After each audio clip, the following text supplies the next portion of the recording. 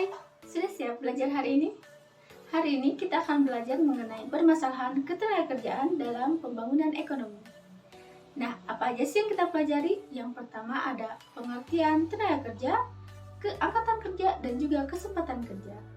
Nah, lalu apa sih ketenagakerjaan itu?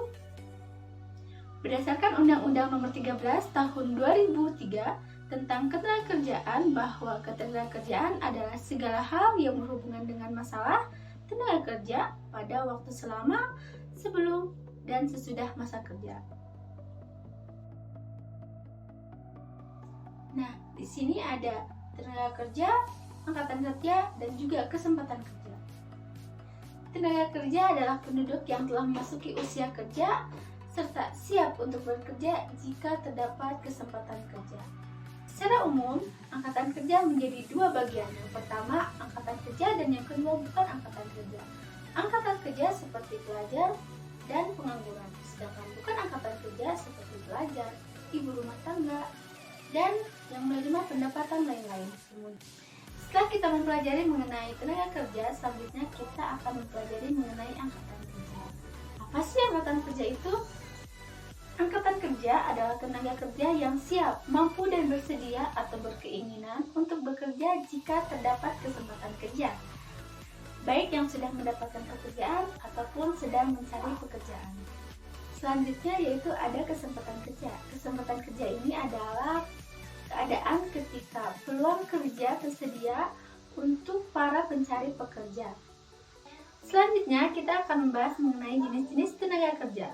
Tenaga kerja dibagi menjadi dua jenis. Yang pertama ada berdasarkan kemampuannya, dan yang kedua ada berdasarkan hubungannya dengan produksi. Nah, berdasarkan kemampuannya dibagi lagi menjadi tiga. Yang pertama itu ada terdidik, yang kedua ada terlatih, dan yang ketiga ada tidak terdidik dan tidak terlatih. Nah, perhatikan gambar berikut. Selanjutnya, dan yang terakhir. Gambar yang pertama itu merupakan jenis tenaga kerja termasuk ke dalam terdidik, di mana keahlian yang didapatkan itu melalui pendidikan formal dan non-formal. Seperti pada gambar tersebut adalah dokter. Untuk menjadi dokter tentu saja harus melakukan pendidikan terlebih dahulu. Dan gambar yang kedua itu adalah termasuk ke dalam jenis tenaga kerja terlatih. Untuk menjadi supir tentu saja seseorang harus melakukan latihan dan juga melakukan pekerjaan tersebut secara berulang-ulang. Dan yang ketiga itu ada jenis tenaga kerja tidak terdidik dan tidak terlatih, karena dalam pelaksanaannya seseorang hanya mengandalkan tenaga kerjanya saja. Jenis yang kedua yaitu berdasarkan prosesnya dengan produksi. Nah, itu dibagi lagi menjadi dua bagian. Yang pertama itu secara langsung, dan yang kedua secara tidak langsung. Jenis tenaga kerja secara langsung ini merupakan tenaga kerja yang secara langsung terjun ke dalam proses pembuatan produk.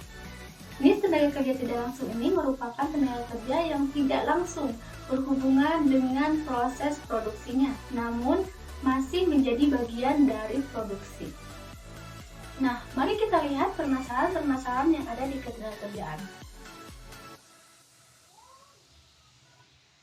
Berikut adalah masalah-masalah yang sering terjadi dalam ketenagakerjaan.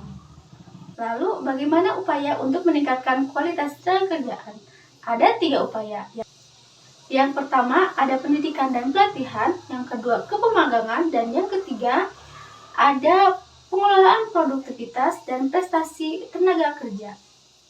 Segitu dulu ya belajar hari ini, sampai berjumpa kembali.